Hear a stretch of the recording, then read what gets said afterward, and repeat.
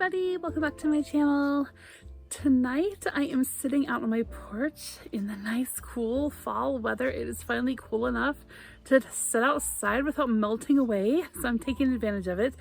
But I'm sitting outside tonight enjoying the colors and the sun going down and the sounds of the birds and things, and wanted to make this tag video. I am a little bit behind on my tags, so I'm going to try and get caught up on those this weekend. But this one is the Beauty in Books tag. I was tagged for this tag by Ruben from To Readers It May Concern. And then I was also tagged by Daniela at Uncommon Reader. So I need to get on this tag and get caught up. I loved this tag. It made me think for a while about some of the beautiful books that I've read. And I think for the most part, I went back to old favorites rather than more recent reads. So let's get in with number one, beauty in concept. One of the concepts that I love in literature is kind of the parallel but opposite timeline trope, I guess you would say. I really love that. I think it is beautiful. I think it is very serendipitous. So things like, I guess in TV, it would be like River, Song, and the Doctor, right? They have a parallel timeline, but they're going in the opposite direction. The first time he sees her is the last time she sees him. And then you go through however many seasons it is, and then the last time he sees her is the first time she sees him, right? And then in between is their love story. Always passing, but not quite hitting the mark because of the different timeline they're on. So some literature examples of that would be Forever by Pete Hamill, The Time Traveler's Wife by Audrey Niffenegger. These stories aren't exactly like River and the Doctor in that perfect sort of way, but the concept is the same. Two people probably destined to be together, but on different timelines, running parallel to one another, every now and then running into one another, but then there's always that tension there, romantic tension, I guess, because you just want it to work out for them. I love stories like that. If anybody has more recommendations of stories like that, let me know. Okay, number two prompt is beauty in opening lines. Now, there are a lot of really great and beautiful, memorable opening lines, but a couple that came to mind. First of all, from the Joy Luck Club. This is by Amy Tan. If you've not read this, read it. It is such a great just story of mothers and daughters. And the opening part of this sums up the entire heart of the mothers in this book. It's a couple paragraphs, but I am going to read it. It is really beautiful, and hopefully will prompt you to read this if you haven't yet. It starts out, the old woman remembered a swan she had bought many years ago in Shanghai for a foolish sum. This bird, boasted the market vendor, was once a duck that stretched its neck in hopes of becoming a goose, and now look, it is too beautiful to eat. Then the woman and the swan sailed across an ocean many thousands of li wide, stretching their necks toward America. On her journey, she cooed to the swan, in America, I will have a daughter just like me. But over there, nobody will say her worth is measured by the loudness of her husband's belch. Over there, nobody will look down on her because I will make her speak only perfect American English. And over there, she will always be too full to swallow any sorrow. She will know my meaning because I will give her this swan, a creature that became more than what was hoped for. But when she arrived in the new country, the immigration officials pulled her swan away from her, leaving the woman fluttering her arms and with only one swan feather for a memory. And then she had to fill out so many forms she forgot why she had come and what she had left behind. Now the woman was old, and she had a daughter who grew up speaking only English and swallowing more Coca-Cola than sorrow. For a long time now, the woman had wanted to give her daughter the single swan feather and tell her, this feather may look worthless, but it comes from afar and carries with it all my good intentions. And she waited year after year for the day she could tell her daughter this in perfect American English. And that really just sums up this disconnect that is found within this story between the mothers who remember the old ways in the old land, and the daughters who have no recollection of this and were all, as far as I remember, born in the US. They have a disconnect with their mothers because they cannot relate to things that are so precious to those mothers. And where the mother thought she would raise a daughter speaking only beautiful American English, the irony is that now, because of that new culture for that daughter, the mother cannot relate as she had wanted to. So anyway, this is a really great story. I think I go into this more detail in a different video. If I can find it, I'll link it for you guys here. Another beautiful opening line comes from A Little Princess by Frances Hodgson Burnett. Chapter 1 starts out, "Once on a dark winter's day, when the yellow fog hung so thick and heavy in the streets of London that the lamps were lighted and the shop windows blazed with gas as they do at night, an odd-looking little girl sat in a cab with her father and was driven rather slowly through the big thoroughfares." I just think that's a great atmospheric description to set up the mood for this story. All right, the third prompt is beauty in character. And when I think about the many characters that I am familiar with from literature, one of my favorites is Hester Prynne from the Scarlet Letter. Now, I talked a little bit about this a couple of days ago. I am going to be reading Scarlet Letter for Nathanuary this January. I'll tell you guys all the details about that in a later video coming in December. But one of the reasons why I want to read through the Scarlet Letter is this will be probably my 4th or 5th time reading through, but I have not read it for probably 15 years, maybe 10. Every time I read it, a different character really stands out to me that I feel like I relate to. And the last time or two that I have read it, it has been Hester Prynne. Hester Prynne is the main female character of the story. She has committed adultery and borne a child. Her husband has been away, and she couldn't possibly have had this child with him. And so the whole town knows it, and they make her wear a scarlet letter A on the bodice of her dress to mark her as an adulteress. Now, nobody knows who the father is, and she's not gonna give it up. But the thing that's very interesting about this story is that you do follow the internal dialogue both of Hester and of the man that she did commit adultery with, the father of this child. And so all throughout this story, you see this man sort of just dwindle down while Hester just keeps rising up. And the thing that really makes that happen is the fact that she is able to process and deal with and forgive herself for the sin that she committed, right? She's a Bible-believing woman and living in a Puritan culture in colonial America, and so this act for her was a sin, and she is able to forgive herself for that, and she is able to move on and hold her head high. And it gets to the point where that letter doesn't matter anymore on her bodice, because inside she knows who she is, and she knows that she is rising above the mistakes that she made. And then we contrast that with an evil character, and we contrast it with a character who the other adulterer that could not forgive himself and all of the things he goes through. Anyway, it's just really neat to get a taste of the character of Hester and how, even from the beginning of the story, she really is confident because, you know, she's processing and knowing, all right, I did this thing, wasn't the best idea, and now it's time to pay the piper. But she doesn't stay there, right? She doesn't stay in that place. She moves on and she finds freedom. And anyway, it's a great story. Love Hester Prynne. Number 4 prompt is a beauty amidst pain. My initial thought on this topic was Holocaust stories. So there are some really beautiful stories that came out of that time period.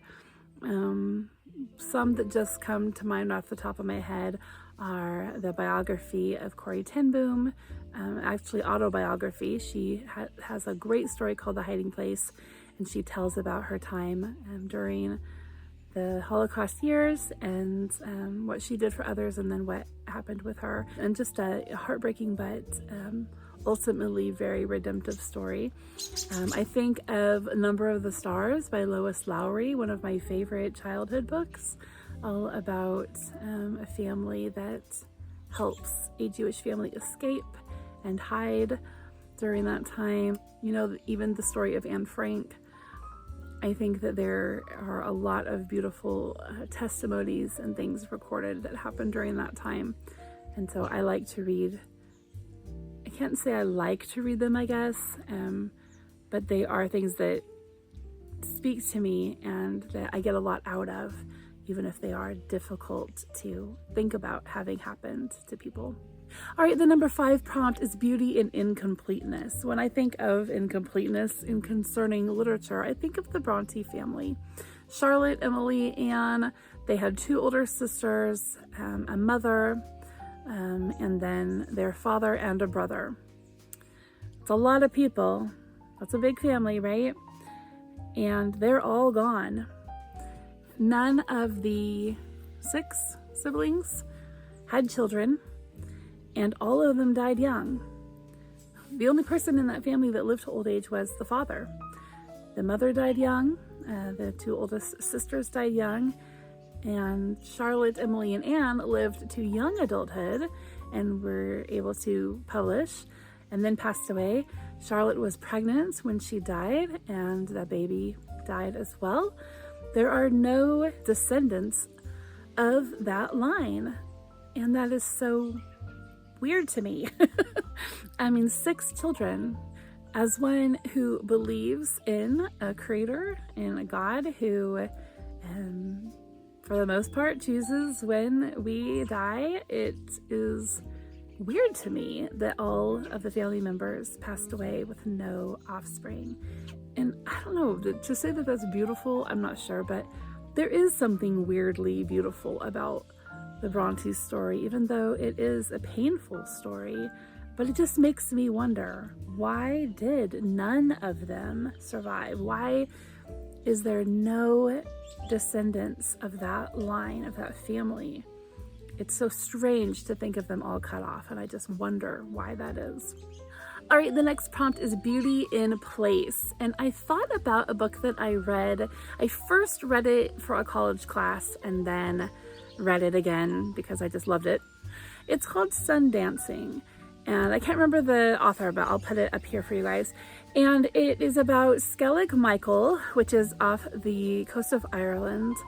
Let's see, Skellig. A Skellig is like, okay, it's kind of like an island, but it's more like a rock jutting up out of the water. So Skellig Michael is a pyramid sort of shaped rock that is coming up out of the water like an island, and there's actually one next to it, Little Skellig.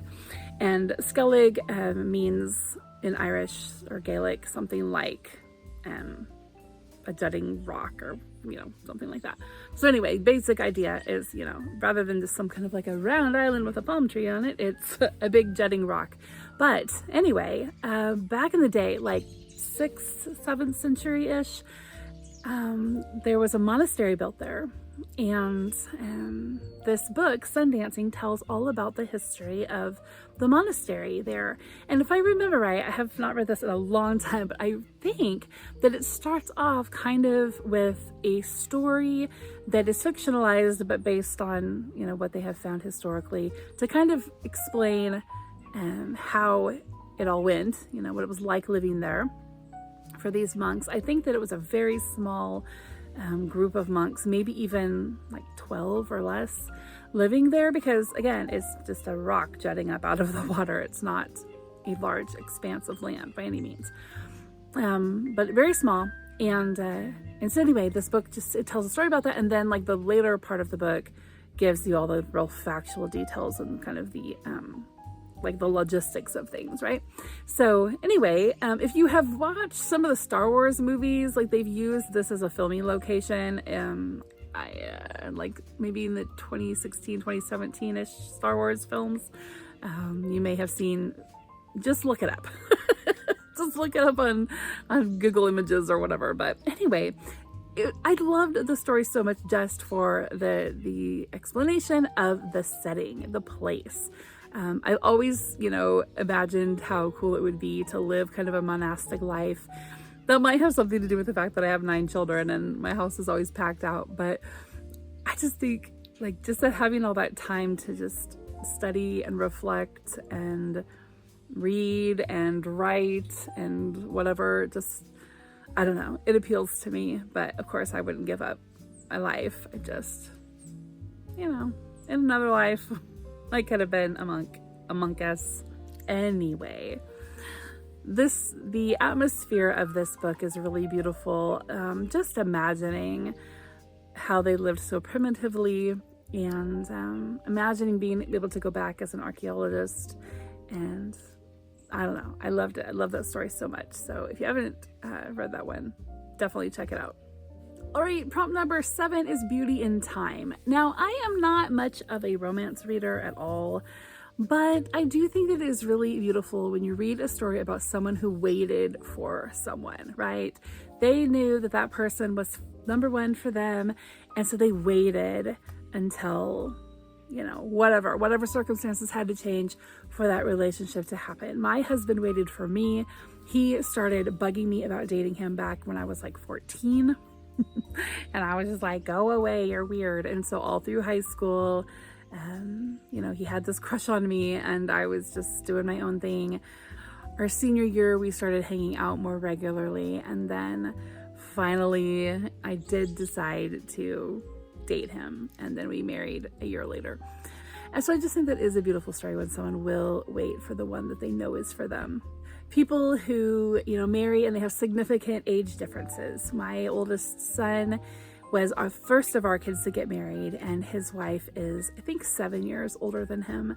And just, she had to wait for him to grow up enough to get married. They didn't know each other for very long before they got married. So it wasn't like, she was waiting for this little kid to grow up. But I think that that's cool. And then my oldest daughter is actually engaged to a man who is 11 years older than her. And so this will be the first marriage for him. And he's 36 and she's 25. And I think that also is just very beautiful. It is sweet. It's Colonel Brandon and Marianne, right? Sense and Sensibility. That's that story as well. Colonel Brandon was quite a bit older, but Marianne had to grow up and appreciate the love that Brandon had for her. So that, I think, is a great, great story. Even Amy March from Little Women, right? Laurie didn't notice her when she was a little girl. In his eyes, she was just a little girl. But once she grew into a young woman and he was able to, get rid of his feelings for her sister and sort of broaden his horizons a little bit, he noticed Amy and realized, she's actually the perfect one for me. All right, and then the last prompt is Beauty in Catharsis. Now, cathartic sort of readings I kind of try to avoid a lot of times because they release repressed emotions, right? Things that you'd rather just stuff and cause you to be vulnerable and deal with things. And who wants to be vulnerable and deal with things? I thought about this for a really long time and decided to share a few books that are cathartic for me. And there's a lot I'm leaving unsaid, so nobody said you have to be a complete open book when you're doing a book tag. But one of the books that is very cathartic for me is Pride and Prejudice by Jane Austen. When my dad died in January of 2022, I tried reading so many things and I just couldn't stick with it. I just couldn't focus and I didn't care and I really struggled. And so months went by without me reading or being able to finish anything. And then one day I was just like, I want to read, right? Because it's like food, it's like water, it's like air, like it needs to be a daily part of my life. But I couldn't focus. And one day I was like, what? I'm just going to pull out something that I know so well. Reading Pride and Prejudice for me, because I have read it so many times, is almost like if I were going to turn on a film in the background while I'm doing something else. It's just one of those things that I don't have to hang on every word because I'm kind of just going through the rhythm of the book. I've read it I don't know how many times.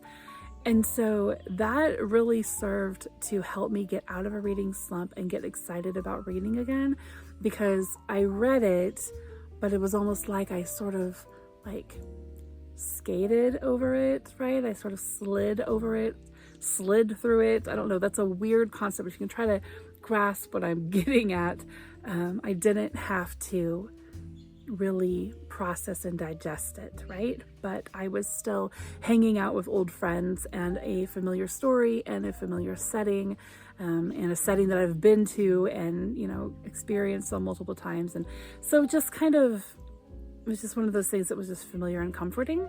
Okay, so that's Pride and Prejudice. Another one, Wuthering Heights. I read Wuthering Heights when I just want to be sad for a while. Or when I need to get emotionally grounded and when I need to calm down. Wuthering Heights is a chaotic book, and it's the most depressing book I've ever read. It doesn't really end on a happy note. There's kind of no happy in there, really. The end gives you kind of a little glimmer of hope, maybe, and you hope that it's going to be great as going forward, but it's a hard book, and for some reason reading it makes me feel calm and stable and centered. So that's weird, but that's a cathartic book for me. You guys have heard me talk about Nathaniel Hawthorne a lot. I read Nathaniel Hawthorne especially when I want to feel smart and analytical.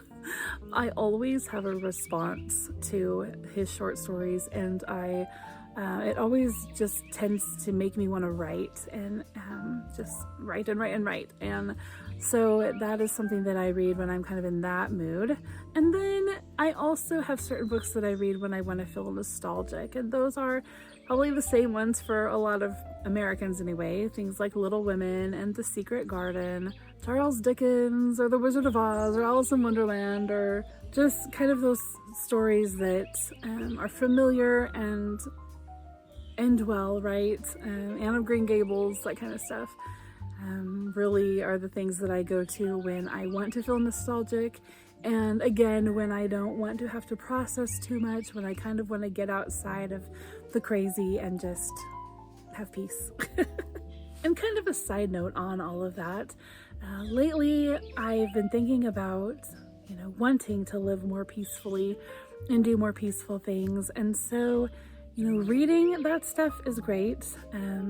Checking out video vlogs where you've got somebody hanging out in their forest and drinking tea and making, some kind of crafty craft, and they've got on all of the, aesthetic colors and all of the things, right? I'm talking about those kind of videos. Watching those things, they're good for inspiration. Reading those things are great for inspiration to get you in the mood. But then what I want to do, and what I have been doing really good for the last few weeks here, is actually doing the things. Being the girl who's going for her walk in her forest and listening to the birds sing and coming home to tea. And like today I went to the coffee shop and I had cocoa and I wrote a book review, and then I shopped for books, and then I stopped and read the books in the beautiful fall weather. And I want to do more than just read about it and watch it. I want to actually live it. So those kind of things are cathartic, and they do help work through emotions and things. But then I want to actually go and experience it too, so that I'm not just, living someone else's life through my imagination, but that I am living my life inspired by all of these things that I watch and read to bring me joy. So, little side note, hope that's encouraging. All right, so that's the end of the beauty and books tag. I am gonna tag some other people down here, and hopefully I can find some other people to tag for this one that hasn't done it yet. I'm so late on it. I think it's cycled through so many people, but I usually like to go and find new booktubers anyway, so see if I can find some new booktubers to introduce myself to and tag here and get excited about booktube as well. Hope you guys are all having a great day. I will see you soon. Bye-bye.